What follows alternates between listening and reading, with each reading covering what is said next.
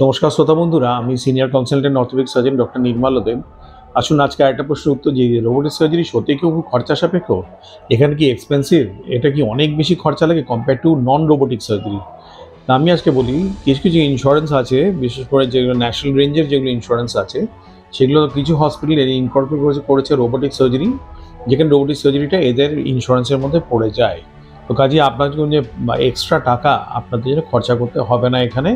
কিন্তু অনেকগুলো insurance cover করেনি। ইন দ্যাট কেস হসপিটালের সাথে কথাবার্তা বলে আমরা আপনার জন্য একটা সহজ এবং অ্যাফোর্ডেবল রেট দিতে পারি, যাতে সবাই আমাদের এগিয়ে এসে রোবোটিক সার্জারি করতে পারে। সেই চেষ্টাই জন্যে আমরা সেই দিকেই রাখি আর কি, প্রচেষ্টা রাখি যে সবার যেন এটা খরচ সাপেক্ষ যাতে না হয় এবং অ্যাফোর্ডেবল রেট একটা হতে পারে, সেই জন্যই আমরা সবসময় চেষ্টা করে থাকি।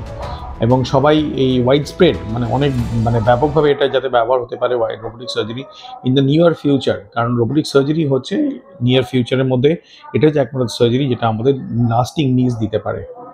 তো এইটা শর্ট মেসেজ আজকে এটাই রইলো। হেল্পলাইন নাম্বারগুলো থাকবে আপনাদের সাহায্যের জন্য, আপনাকে ফোন করে অবশ্যই এনকোয়ারি করতে পারেন। আজকে শোনার জন্য অসংখ্য ধন্যবাদ। Thank you. নমস্কার।